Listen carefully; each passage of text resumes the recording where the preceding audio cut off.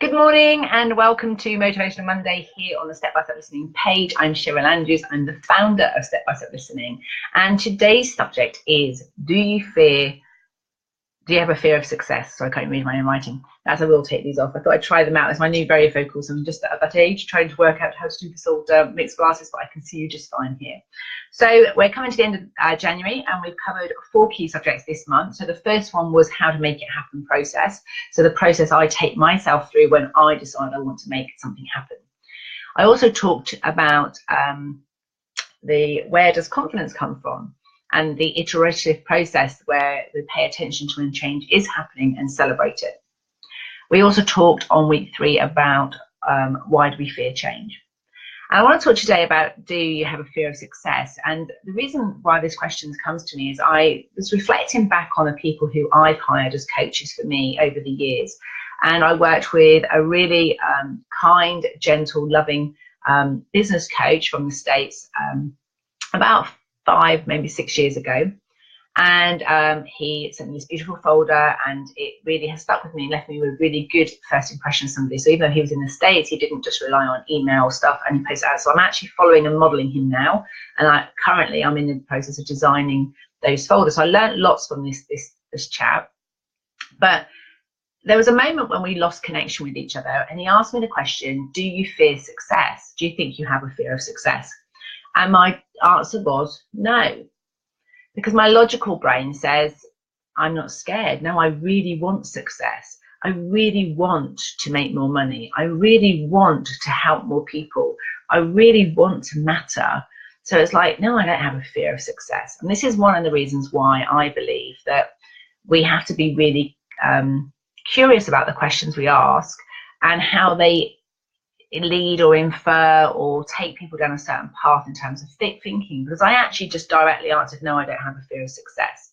However, if I'd been asked that question in a clean way, hi Peter, lovely to see you this morning, then somebody would have asked me, well, when you have success, then what happens?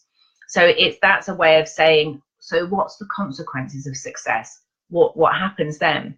And what I've discovered just recently, probably about the last 3 or 4 months, and I've been really working with my coach now to step up, because there's lots of people out there say about your money story and how you value yourself. And so I'm working with a coach that's really pushing me to check in and challenge my beliefs. And what I've realized is that success for me has 2 sides to it. So success is I'm making more money. Success is that I am making a difference to the people that I work with. I'm making a difference to my family. And I have a real strong sense that I really, really want that. So that I don't have a fear of it. I want it like there is no tomorrow. And there's this other little voice that I've been kind of ignoring that said people who are successful become selfish, they become ruthless, they become mean, because you have to stop caring what people think. You have to be strong, opinionated and direct, and you just have to look after yourself and you have to not worry about everybody else. And I have a real core value that wants to come up with solutions that work for everybody who matters to my success and happiness. So there was a rule there that said something about, when you become successful, you become mean. There was another thing that if I became really successful, I have a past memory of it that I felt quite stressed. I didn't feel very well. So I associated with success with being really busy, busy in my head, stressed, irritable, not very approachable with my family, because I'm like, oh, my to-do list, I've got to do this, and I'm kind of all wound up. So when I think about that and I start to go, okay, well, that's what's happening. What do I want to have happen? Ironically, right now is I've been taking my own advice and I've been working through the same programs I take my clients through. So I have recently redone and revisited the do, delegate or ditch models, where I'm looking at what happens when I'm working, learning and living my best, and I've got all of it at the same time. And it's not an either or, it's not an option. And so one of the things that I've realized this morning when I've been going through with my coaches, the questions my coach asks me, is that one of the questions she asked me is, am I 100% committed to my financial goals this week? And I've realized I'm not, because I hadn't yet worked out how I could achieve that much money in this few hours because I didn't want to increase my hours. And most people might say, well, you have to increase your hours, you have to work harder, you have to work longer. If you want to get more money, you have to do it. And what I've come to realize is that's not true. I have to think differently. I have to approach it differently. And so I've been looking at the packages that I'm promoting, and there's a number out there that I have that are online programs that don't require, once I've set them up, they will run pretty much without me, and I can go online and spend an hour or so in a Facebook group. I can answer a few emails, and it's not going to take up huge amounts of my energy and time like one-to-one coaching does. So whilst I hadn't been promoting those because they were the lower end price range of my products, in fact it's £47, it actually, if I sold loads of those, it would give me the money that I want to earn without the time that I need to put into it. And why am I telling the story? Because I want you to think about, that's fear of success is 3 words. But if I hadn't gone through the clarity process and actually thought about, I've answered no. So what kind of fear is that fear? Well, I don't have a fear of it because I really want it. What kind of success is that success? Well, I had clarity of what success I wanted, but I didn't ask the question. And the consequence questions, when I have that success, then what happens? And it was then that I was unraveling the real thing that's been holding me back. So I can have the success I want, but I'm very clear about the hours I want to work. So there was a couple of times in the last few weeks where I was like saying to my husband, oh, I have to work Sunday, I need to get that work done. And yesterday I did do a little bit, but I said, do you know what? I don't really want to be doing this. I want to be with you. I just want to be here relaxing and enjoying the weekends. I don't want to be having to think and plan and schedule for the week ahead. So I looked at my diary, looked at when I can do things, looked at what things would need to lose. I won't be able to do, prioritize. It's about doing more of what I love, delegating the stuff I don't, and ditching the stuff that that's not serving me. And so this belief that to be successful, I'm going to have to be too busy to be with my family, is I've had to rewrite the rule that I have for success, because my success doesn't have to be like that. So Peter, have you got any questions for today's live video? If not, I'd like to ask you the question, do you have a fear of success? And what's your answer, yes or no? Because that do question kind of, it is a yes, no, or maybe a maybe.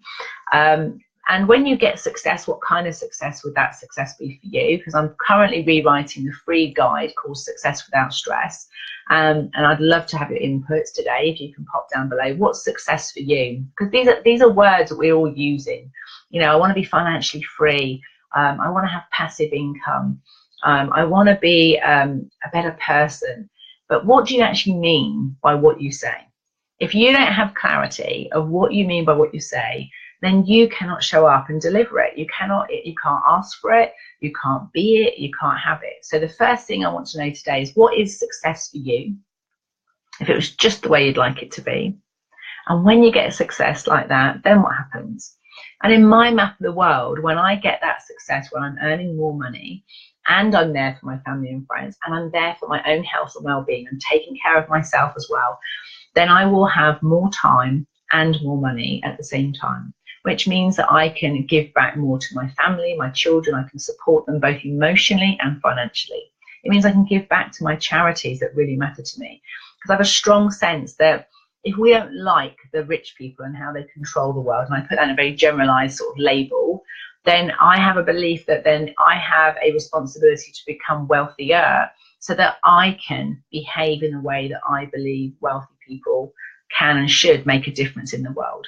That actually redistributing the wealth in our world, there's not a lack of anything. There's not a lack of money, there's not a lack of food, there's just the distribution system that we're not sharing it, we're not getting it around the globe. There's no reason in this modern day and age for anyone to be starving, to be homeless. It's about how do we go there, and how do we communicate it, and how do we transport it. And I believe that I can play my part, but I have to get that financial freedom. I need to have the time to commit to those things, and I need to be able to get the money in, so I know that my family and are sorted, and then I can give back more to my community to start with, then my country, and then the world. That's my goals, that's my aspirations, that's what I want to be able to do. I want to be wealthier so that I can make a bigger difference in the world, both by supporting people emotionally, but also giving back financially. What about you? What are your hopes, goals and dreams? What's success for you?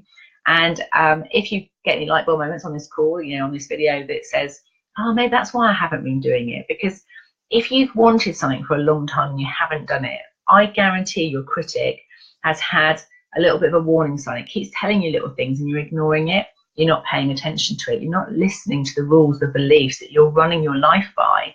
And that's what's informing your decision making, which is stopping you from showing up and being the best person you can be. And it's definitely stopping you from making your dreams a reality. So pay attention to those today. If you're happy and confident to share them with us, I'd love to hear from you. And have a great week. This is now the end of our first month almost of 2018. So you've got, 1/12 of the year is down. Perhaps stop and evaluate. Is it working for you? What's not working? What needs to work better? And please do check out the link, which I'll put up in a moment, where the Manage Your Critic 21-day program is going to be starting on the 1st of February to the 21st of February. This is an email program where you'll get an email through once a week, once a day, for 21 days.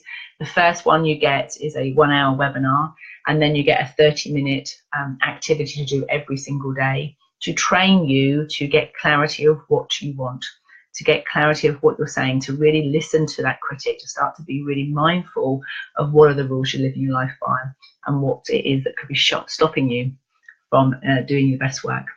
Thanks for joining me today. Good morning. I hope if you haven't left any comments, Peter, because I can't see any, but I'll check shortly when I hang up. Have an amazing week, everybody.